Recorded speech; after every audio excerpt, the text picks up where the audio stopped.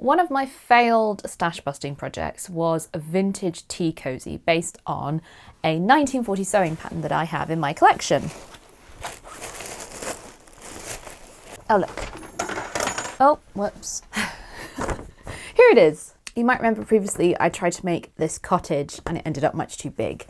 And I thought, rather than try and remake the cottage, because I haven't got any yarn in my stash that's really appropriate for that, I would try the second pattern. So this is called a lantern cozy. I could have used the same yarns that I had been trying to use for the house one, but actually I didn't really think that they had high enough of a contrast, or I didn't have enough of the quantities to knit the colour repeats in the way that I would like to. So what I've actually done is used another abandoned stash busting project. So you might remember, oh God, it's all in a pickle. So I'd originally been wanting to make a 1940s sweater from these odds and ends of this king coal merino. It was a very inexpensive yarn that I bought for a couple of my first ever 1940s knits, including one that you see me often wear, which is this graphic Greek key design one. But I abandoned that project because when I started thinking more mindfully about, I really hate that term, when I started thinking more carefully about what I actually need in my wardrobe, I don't really need any more 1940s short-sleeved sweaters. I have plenty that I like to wear already that are in good nick or in good rotation. So it didn't feel like a good use of the yarn. And particularly, it didn't feel like a good use of the yarn to make a sweater that was so similar in colour palette to one I already owned. You know, if I wanted a black, white, red and grey sweater, why would I reach for this one over the one that I already have, which, if I'm honest, I preferred the design of, and I love the way that one fits. So this project got shelved. I might come back to that pattern and that style of jumper. I might just do it in a different colourway, so that I don't have two really similar jumpers, which seems kind of pointless. So I've been frogging this and using up oddments, the bits that were left, and I've talked about this before. I often have an upstairs and a downstairs knitting pattern, and this is because stairs are difficult for me, and so I kind of sometimes get stuck. So it's ridiculous to admit. I get stuck upstairs or downstairs, and I sort of have to wait to rest to be well enough to do the stairs again. And so I always try and keep something knitting upstairs and downstairs so that while I'm resting, I can at least do a few rows of knitting. So this has been my current upstairs knitting project. And I also use this, like, if I'm waiting for things, for example, when I'm working on my laptop, if I'm waiting for things to export or load or download or upload, I'll often just sort of do a few rows on this. And so like in maybe like a few days, this is how far I've gotten, but I'm loving the way it looks. So sort of that will eventually be the hole for the handle. So this is sort of like half of it. I had to restart because I did the repeat wrong. I misinterpreted the instructions. But the back looks like this, which I also think looks really cool. So it's fascinating to me, having just made that sort of 1950s or 60s tea cozy with the sort of quilted effect. This pattern sort of achieves a similar springy quilted texture, but with a different stitch. And it uses, like a lot of 1940s colourwork, slip stitches. So this looks a lot more complicated than it is, but it is essentially rows of stocking stitch and reverse stocking stitch and a few slip stitches, and that's how you get this lantern and this kind of 3D scrunched effect. I think it looks really effective. I love the way it looks with this colour palette as well. It looks really kind of graphic and modern, but like in a 1940s modern way. Does that make sense? No, that doesn't make any sense. So like, essentially what I mean by that is if you think about 1930s colour palettes, there tends to be lots of very light pastels. It doesn't tend to be dark colours heavy. And so by the 1940s, as fashion changes, obviously things kind of pendulum swing.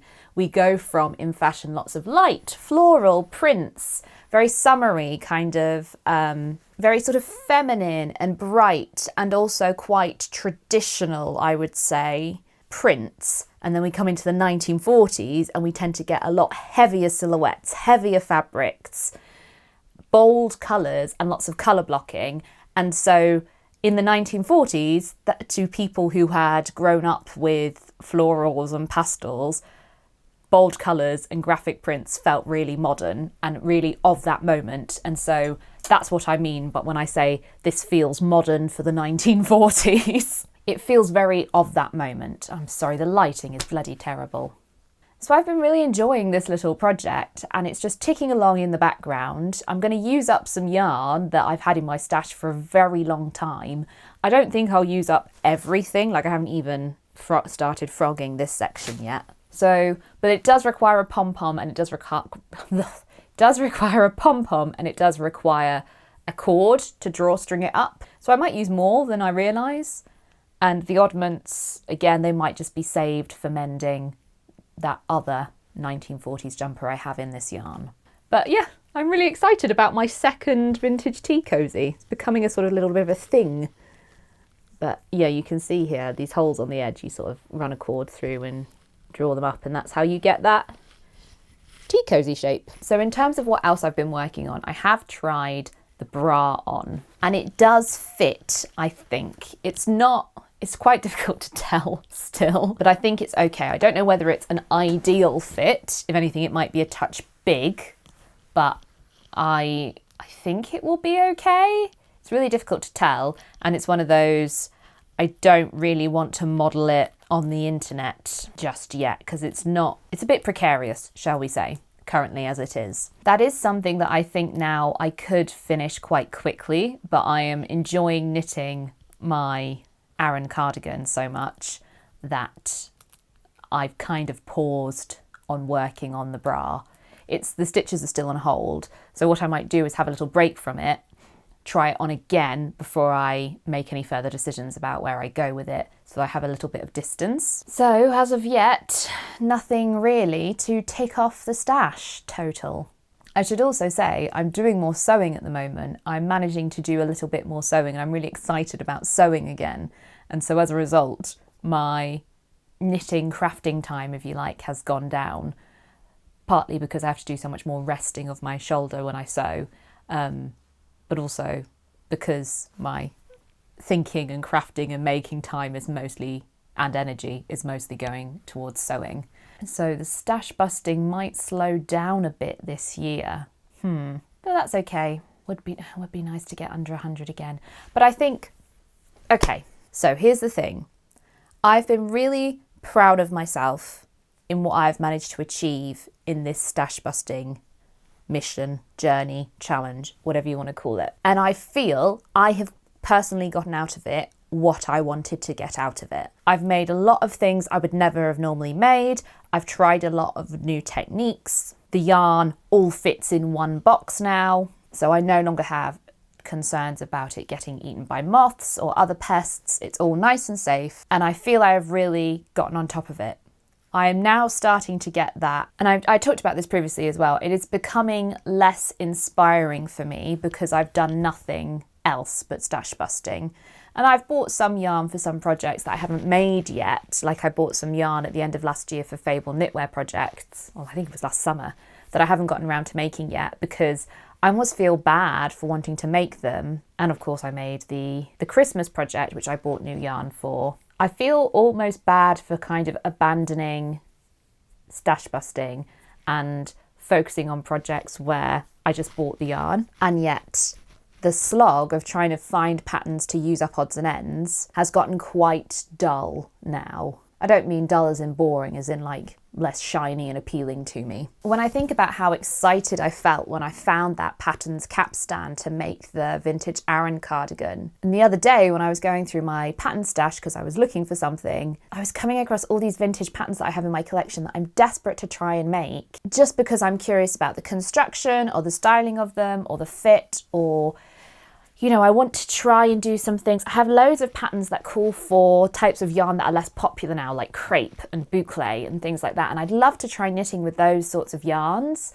or try and source them. I don't even know where I would get them from. And so I'm finding myself drawn away from the number crunching of the just sort of trying to get through the numbers. It's less satisfying to me now.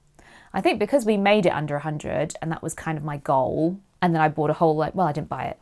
Somebody gave it to me and I donated to charity. Acquired a whole load more yarn again so that I'm over 100 again.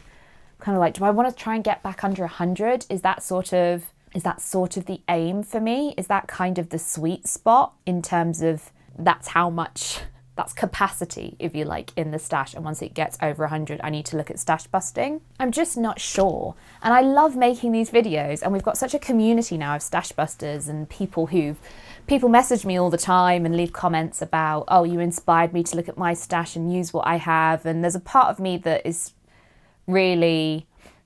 feels really fulfilled by that. You know, like I've done my bit to convince people to turn their back on consumerism a little. Or at least to just help them find inspiration in new ways, or bring their attention to patterns to use up odds and ends that they might not have known about, that sort of thing. I'm really proud of that. I'm really proud of what we've achieved here, I suppose. And I don't really know how I go forward now. One to think about. One of the things that I was looking for when I was back home the other day was something from my vintage pattern collection that I could use my 2-ply cashmere for, that I got from the charity sale. Now, the thing with 2-ply is that you get a lot of yardage for your weight. So does this say? No. But generally I think it's 800 meters per 100 grams. So it was a popular choice during coupon rationing because, of course, the rationing was done by yarn weight. So by however many ounces of yarn. So 100 grams of 2-ply yarn goes a lot further than 100 grams of double knit. And as a result, you see a lot of 1940s patterns that are in 2-ply, and 1950s actually. So I went through and I was looking for some things that I thought could work with these colours and with the sort of small quantities I have. Now, most of these call for 5 ounces. An ounce is 28 grams, so we're looking at what, 140 grams. And these are, doesn't tell me how many grams they are. I assume they're 50 grams. I can weigh them and check. But a lot of these are single colour, or, you know, they would work best as single colour. So I have this one, which I think is really sweet, but it's a small size. It's only for a 32-inch bust. And yes, I could adapt it and modify it and all of that, and that could be a fun little challenge for me, but this one would goes up to 36, it says 32 to 36. Sometimes, like, they just say for larger sizes, go up a needle size. Like, literally, this one says for larger sizes, for 34-inch bust, use number 9 needles, and for 36-inch bust, use number 8 needles. I suppose with lace, changing the gauge is not so much of an issue. So yeah, this is a best way one, probably late 40s, this one, by the numbering system and the fact that the paper's shiny again. But I'm not sure. The issue with a lace pattern is it's quite difficult to change colour and do stripes, and I would probably have to do some sort of colour work here to get these to work. I love this one. So this is a pearl yarn, and I have no idea. It must be like a shiny rayon. Maybe I should try and see if I can find any information about that yarn, but I love the look of this one. I love the square neckline. I love the ribbon. There's so much about it. And I mean, 6D, it's twice the price of the Best Way ones. And yes, it's got a colour image on the front, and that's probably why. But also, look at the size of that compared to that. Well, I've got a few more 40s sorts of ones. I'm considering this one. Might be 50s, late 40s, early 50s. Because I feel like, I don't know if you can see, it's sort of got lace panels. I feel like that could work with a colour block. And then I've got this one, which is like a round yoke. Cute, right? I mean, round things don't generally suit me. But I feel that one, it's got a raglan sleeve shaping, so I think it could work. But also, wouldn't that be quite cute to do in a solid colour and then have those little bobbly bits be accent colours? So my sort of more 1950s style ones, oh, I love this one. This one is so delicate and sweet. Called a tuck-in 2-ply jumper.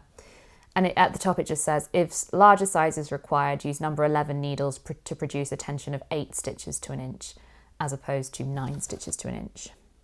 So That seems perfectly doable. Again, it's just I don't know how, with a diamond pattern like that, I'd be able to do a colour change, and I'd need 7 ounces, and I definitely haven't got 7 ounces of a single colour. So my other 1950s option, this is from a Woman's Weekly little booklet, is that one in the top corner there. Look at that. Cap sleeved for holidays. The effective stripes in 3 colours are very dashing. So they are using grey, pink and mulberry. Now I don't have grey, pink or mulberry. Well, I suppose this could kind of be a mulberry. Is that mulberry? I don't know. But I could do something like that. What's the sizing like on this? Oh, 17. So that would be 35, 36 and a half. So it might be a bit small for me now. I don't tend to do 50s knits. I don't tend to do 50s vintage at all, really. I just find 1950s stuff doesn't suit me as much, or a lot of 1950s silhouettes are either really frothy Mad Men housewives type stuff, which I don't like. I don't think it suits me. It's also just not me. It's not even, it might suit my body type. It just doesn't suit who I am. I've never enjoyed anything that feminine, really, in terms of styles. Even my sort of more feminine summer dresses that I've made have tended to be simpler of line or more structured and angular, which is what I prefer to wear. So unless I do the very fitted, tailored, wiggle dress sort of silhouette, but I don't think that suits me either. But I do like my Poison Girls Rizzo tops that I've made, and they're both a bit on the small and short side now because of the boobs. So I wonder whether a 1950s sort of alternative, an original one, I mean, I'd really like to make that one. That one's gorgeous. I still have my massive cone of 2-ply lambswool as well, and one of the things I want to do is re-knit one of the, well, all the 2-ply things I made that got shrunk in the washing machine. It's been years and I still haven't gotten around to it. But that's because I started stash busting, and I have that big cone of 2-ply, and that is, you know, like several, I think that's maybe representing like 20 balls of wool in the stash at this point. Really what I need to do to make a decision is weigh up how much I've got. Oh, there's one here that looks like it might have yardage on. Oh, 50 grams. Doesn't look like it has yardage. These are probably 50 grams then. So I've got 2 of those. I've got 2 chartreuse, although it looks like that one might be partial. I've got 2 red. I've got 3 of this colour, and then that one which is slightly different. So I might get 140, so I might get 5 ounces, but then that's not enough, is it? Oh, and I have 1 of those. As I'm sat here looking at these as well, is of course my other quandary, whatever, is that I already have a 1940s lace jumper, colour blocked, in this sort of colour palette. Right? I don't really need another one. So maybe that's a reason to do the 1950s one. Because it says 3 stripes, but there's nothing to stop me doing more than 3 stripes, is there?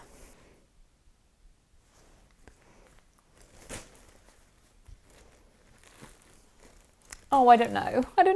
I've been recording for 15 minutes. Currently in a very weird phase of my life. Basically, I'm in the middle of a theatre project. We get in this weekend, we tech next week, and we open next week. I'm stressed. And that doesn't leave very much time for knitting.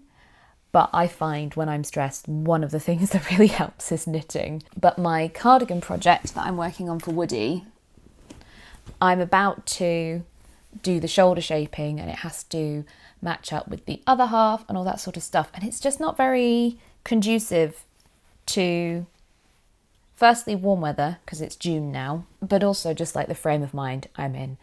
I can just about keep track of the cables without thinking, but also then to be starting, because it's a V-neck cardigan, you shape the armhole and the neckline simultaneously. Just don't think it's going to happen in the next 2 weeks. So I've been working on some different projects. I have on the table behind me, can you see? Sort of. There's an organza bag there. A sock project, which I picked up at Mum and Dad's. But I've also been working on my other 1940s tea cosy. So here we are, here's the pattern. Do you remember I tried to make the cottage and I had gauge issues and it went terribly, so I've been making this lantern version. And yeah, I really like it. I'm really pleased. I really love how graphic it looks. It's not my usual style at all. And I've used quite a lot of yarn, of those odds and ends at least anyway. Oh, how come this is covered in fluff? Depressing. Anyway, I like it. And I think I did that trick like where you hang it over a doorknob and twist them together to make the cord. And I really, you can see in the original one that it looks really similar. So the only thing I want to do is make pom-poms. So they have 2 pom-poms. And I reckon I can get 2 pom-poms out of the yarn I have left. The only issue is, I bought a set of pom-pom makers and I'm sure there were more sizes and there was one down from this. Can I find it? No. So this says 68. So I think that's probably going to be a bit big, but I'm wondering whether it's better for me to make them a bit big and then trim them down. Anyway, I'm supposed to have 2 pom-poms on the end of my ties. So shall we sit here and try and make 2 pom-poms? Because then we'll have something to tick off in this stash busting episode, because firstly I've been sewing and then I went on holiday. And so my sort of knitting progress, my stash busting progress has not been great. Oh, I also bought yarn while I was on holiday. Should we talk about that? So where we were on the canal barge, it's a little sort of historic canal village called Braunston. And there was an art shop in there right on the canal. And I popped in. What did they have? But hand spun 100% mohair. £4 for 50 grams of mohair. And they had 2 in the same dye lot. This is called mustard. No idea what I'm going to make with it, but what an amazing souvenir from a holiday. Hand spun, locally produced mohair yarn. I've got a few other things.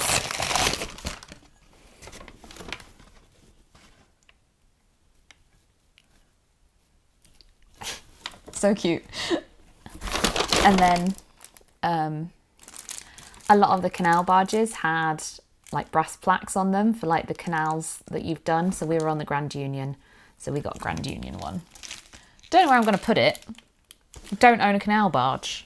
I'm the sort of person, I'm normally really thrifty with my money, apart from when I'm on holiday, when I just buy. It's like I'm like a different person. I'm like, ooh, knickknacks. But anyway, 100 grams. So we've got to add 2 to the stash. Hello. I'm staying with my mum and dad this week because Woody is away with work. So I thought I would take this opportunity to show you. You might remember in my previous stash busting update, I mentioned that I have an ongoing project that I keep here at my parents' house. And I conveniently couldn't remember any of the details, nor did I have it to show you. So I thought I would take this opportunity to get the pattern and show you what we're dealing with. Oh God, we've got an international pronunciation coming up. Ravienna knits. So this is the everyday companion shawl. These pictures are terrible. Look, the printer's running out of it. But I don't know if you can see. That's what I'm trying to say. Ravienna. Ravienna, I'm presuming. Ravienna knits. One of the reasons I wanted to go for this pattern was it's a one skein wonder. So 100 grams if you've got a beautiful yarn that you want to show off, this is a great option. But also they give you, Ravienna Knits gives you instructions to make it to however much yarn you have. So made to your yarn amount instructions are included, and they talk you through how to do all the calculations for it. You know, they have a graph, and they, you know, the pattern is laid out so that every step has one skein instructions and then made to your yarn amount instructions, and it refers backwards and forwards to, you know, the chart that you filled in. Where's my chart? So look, here's my chart for my yarn requirements. It's a really well written and well thought out pattern.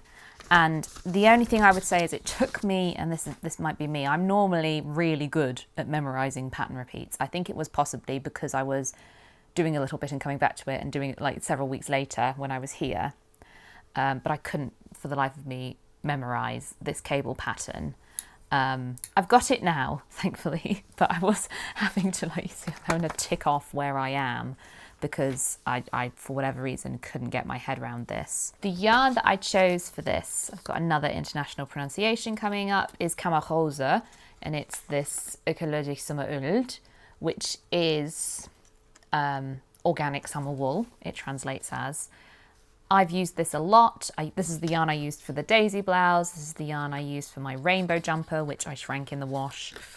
I want to make another one of those, but I would need to buy new yarn. So this is part of the stash busting. There's some things I would like to make to replace some things in my wardrobe that, or projects I would like to remake, but I'd need to buy yarn for those, and I'm holding off until I'm back under 100. And the colour, oh gosh, that's the colour. But it's this lovely green, and I originally bought 3 50-gram skeins of this thinking it would be enough to make a vintage jumper. It, of course, would not have been enough to make a vintage jumper, but it's gorgeous. It's coming up a slightly more teal on the camera, but it's kind of greener.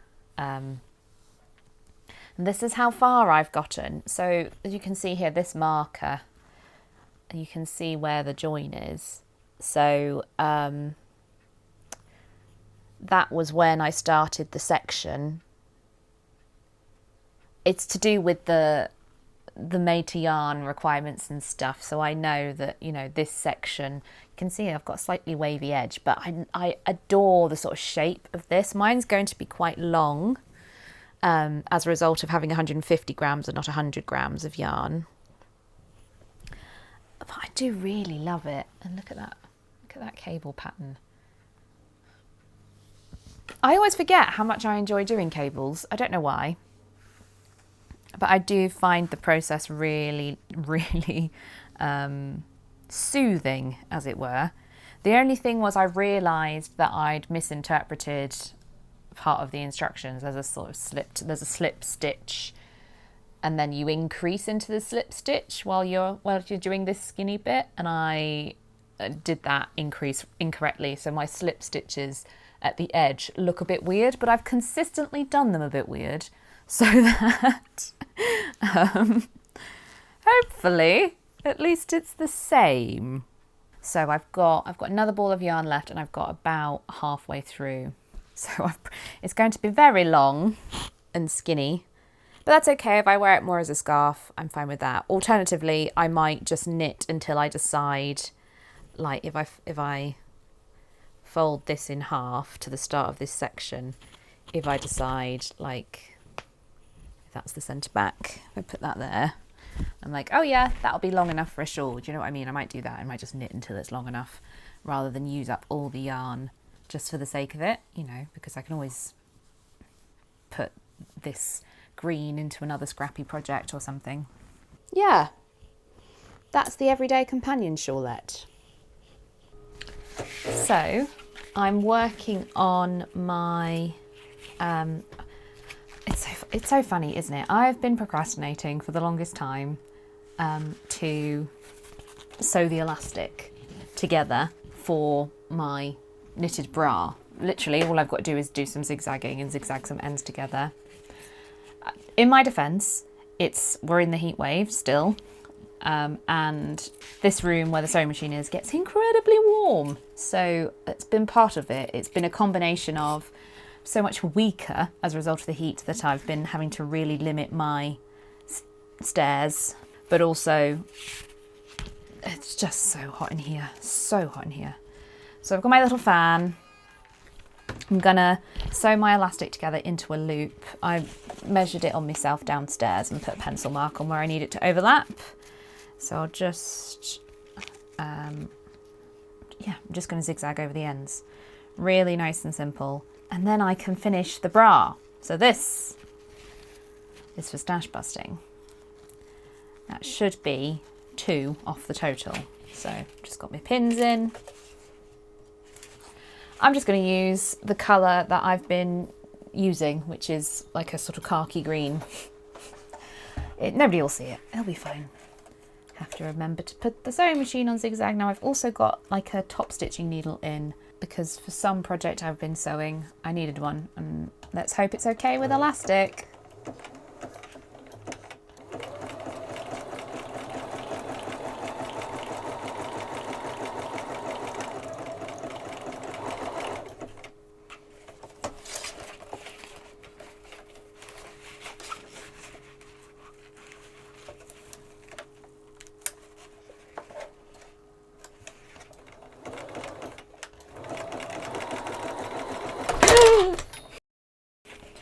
Since I bought this cage for the camera so that I can have a strap and can have it mounted on a tripod on its end so I can do shorts and stuff,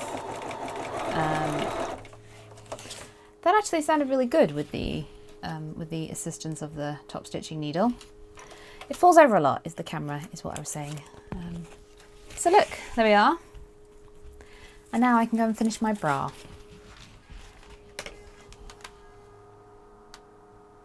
And get out of here. Oh boy, do I have a big update for you in terms of stash busting. So, first of all, the pom-poms are on the tea cozy. I love this, I really do.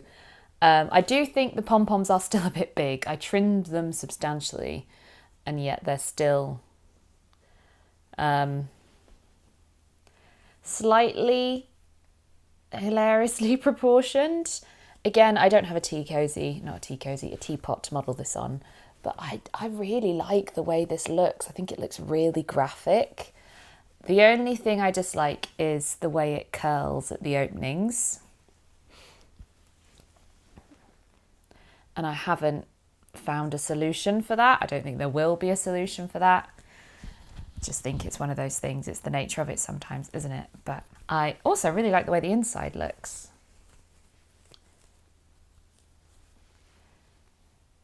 Ta-da! Really sweet. So that's one done. And I have done the totals for this, and it has used, frustratingly, 90 grams. So I can't quite take 2 off the total. But I'm pleased with it. I might buy myself a teapot and make tea in a tea. I'm not going to do that. Who am I kidding? So this one might be, well, let's just say anything that I'm making as part of this stash busting series that I don't love or I don't want to keep, I do have a plan for what I'm going to do with it, which will hopefully help a good cause. So I won't say more about that for now because that means I actually have to start figuring out what I want to do. But there we are, a teaser for you. So let's talk about some other things. So that's 90 grams off the stash. First of all, I didn't film any of this. It was a family member's birthday and I suddenly was like, oh, I'll make a present for them. And I crocheted a bag and I gave the bag away, and I didn't think at all to record how much yarn I used, to take pictures or footage or anything. I have been so detached from knitting at the moment. It's not so much that I've lost my knit joe or my knitting motivation or whatever. I'm still enjoying knitting and I'm still actively knitting. It's just for whatever reason, I forget I'm a YouTuber sometimes and that I need to share this stuff with you.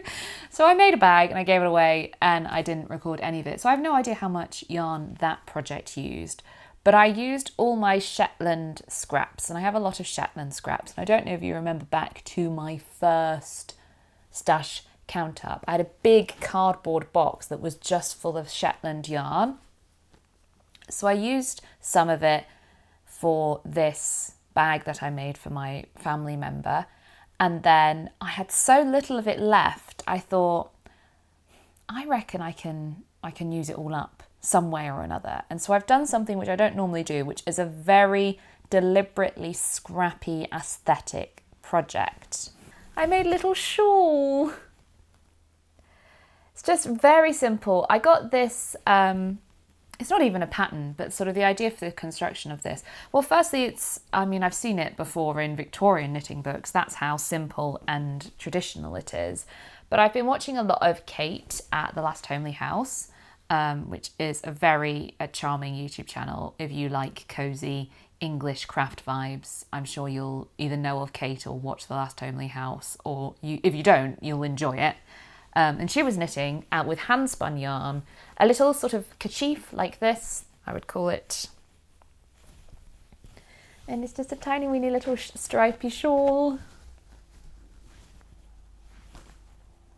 And that is all my Shetland yarn gone. All of it.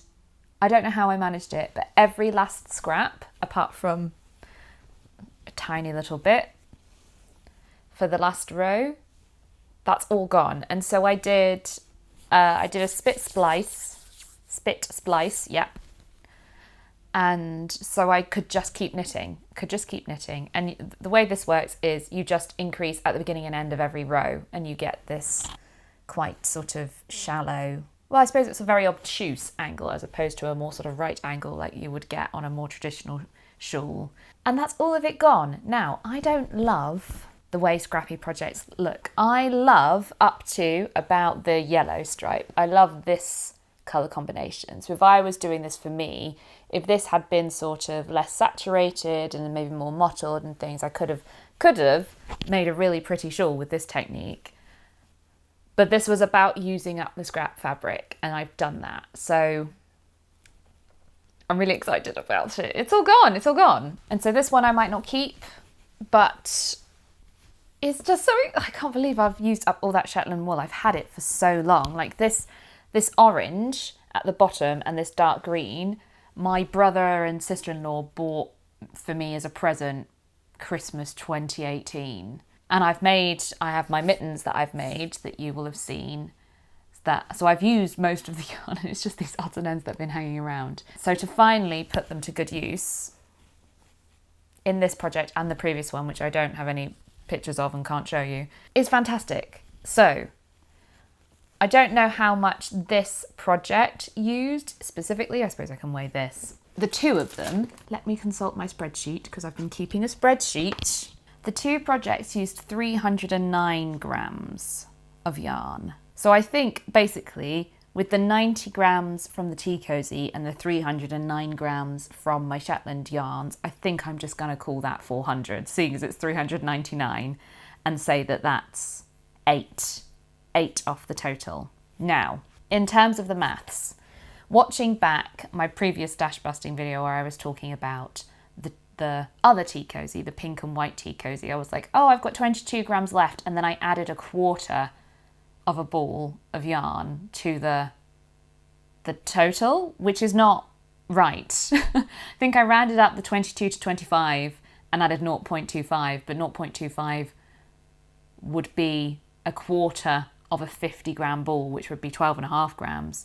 So I think I need to sort of round up, if that makes sense. So I think we're going to say the total at the start of this episode was 130, not 129.75. We added 2 with the yarn that I bought when I was on holiday, 132. Take 8, 124 balls of wool. What else have I been working on this month? Well, unfortunately, I've had a bit of a disaster with one project. Thankfully not Waddy's cardigan. I'm still trekking away on that. But one of the reasons why the Aran cardigan has been put on hold is just because of the heat. It's just too hot to be knitting big panels of a men's cardigan in an Aran weight wool that is knitted on 4mm needles with very dense cables. It's just so dense and my hands are so sweaty that it's not working for me at the moment. So I switched to working on the bra, which I think I talked about a little bit earlier in this video. Yeah, unfortunately the bra, I stitched my elastic together for the underbust. Brilliant. finally, took me ages to go and buy that elastic, and then I started sewing it into the bra, and the elastic was a good maybe 6 inches too long to fit into the channel that the knitting had made. And I was sort of like, well, no, well, I'm sure the knitting will stretch. And then I did manage to put the bra on, and I was like, this is much, much too small. It was so small. Well, I think there's a fine line, isn't there, between negative ease and having to dislocate your shoulders to get it over your head. And I was very much in this was painful and incredibly difficult for me.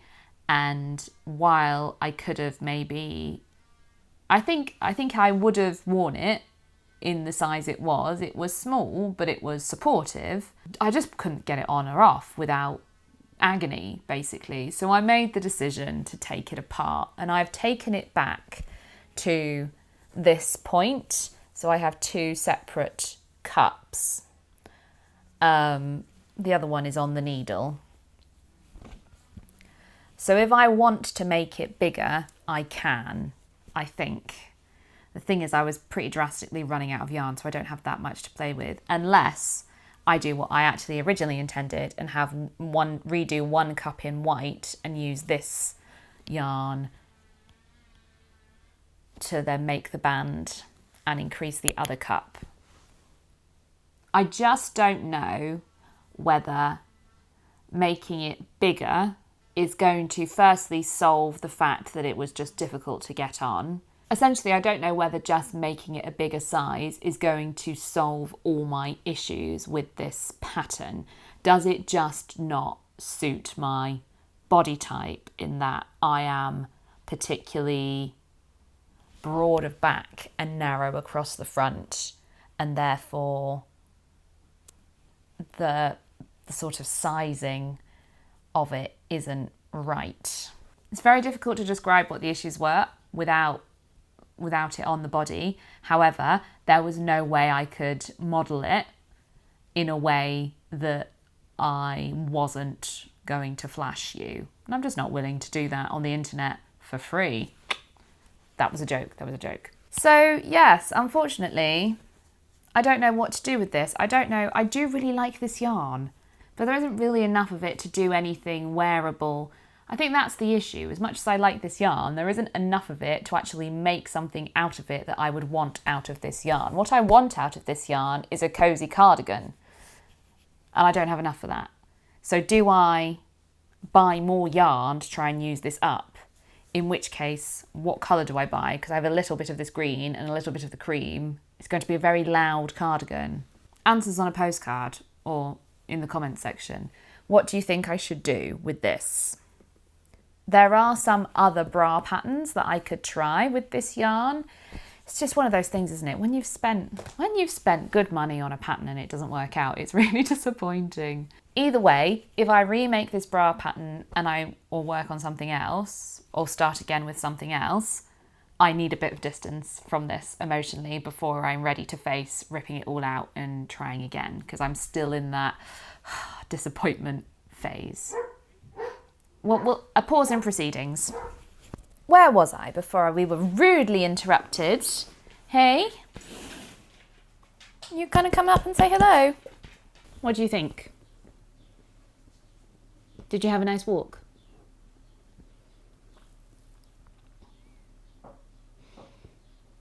Did Woody treat you well?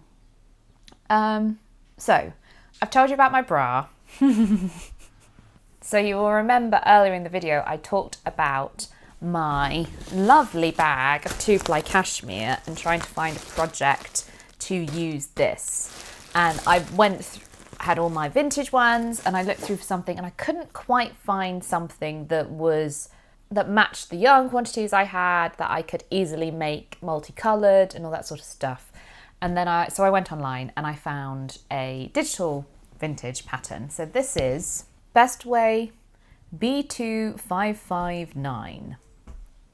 And this is a sort of late 40s, early 50s vintage pattern. Now it's the same feather and fan stitch, feather stitch, fan stitch, I've seen it called both, that I used for my other my light blue lace 2-ply weight.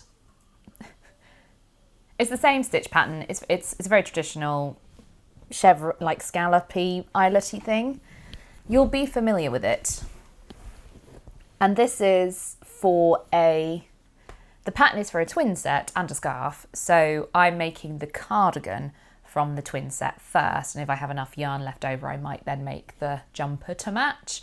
I'm really excited. And the reason I went for this one was I realised what I needed to tie all these colours together was a neutral. And of course I have loads of this 2-ply cone in the stash and I've had it for years. And there's loads of it. I think when I bought it, let's have a look. It tells me 0.878 kilos. So a large proportion of that 124 now in the stash is this yarn. And of course 2-ply goes so far that I'm going to be knitting it for ages.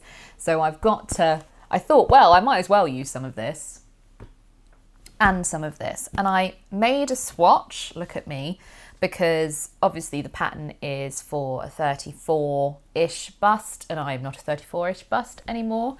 But in usual vintage pattern style, it's a bit on the generous side, so it will fit. And also, I mean, look at it, stretches very nicely. But I made a swatch because firstly I wanted to pick which colours I wanted to use and check the needle size and everything.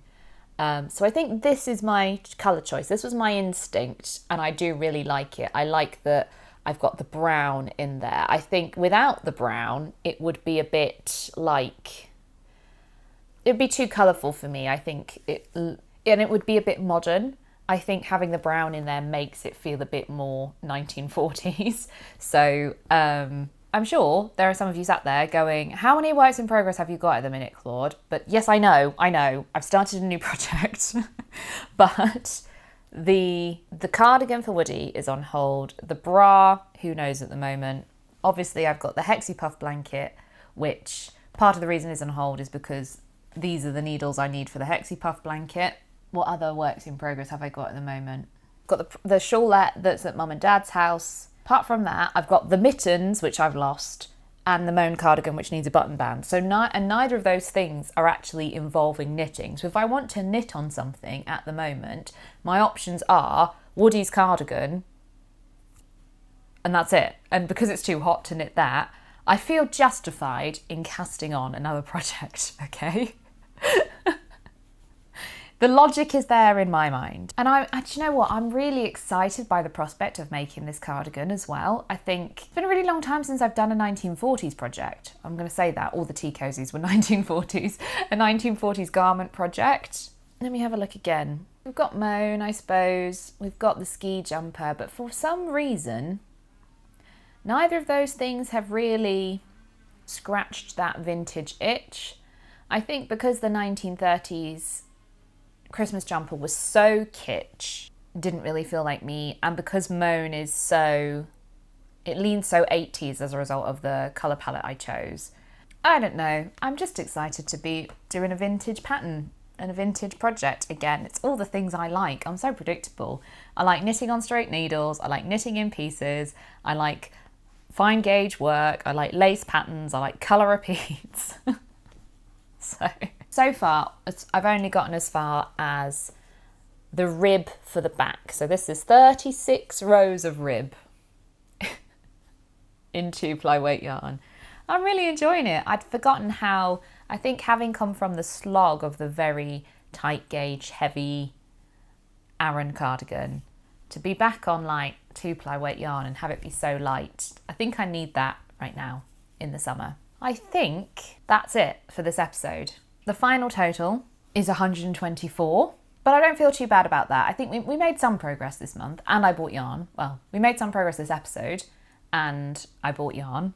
Woody's cardigan is a work in progress that will eventually use probably 14 or 13 balls of wool, so that's a good chunk. The only thing is, of course, about working with 2-ply projects is they don't, because the yarn is so fine, it's not the most efficient way to get to under 100, but I'm okay with that. We'll do a 2-ply project and then I'll go back into the stash and find something that's a bit more instant gratification. But well, I'm going to have to tackle this at some point, aren't I? So no time like the present.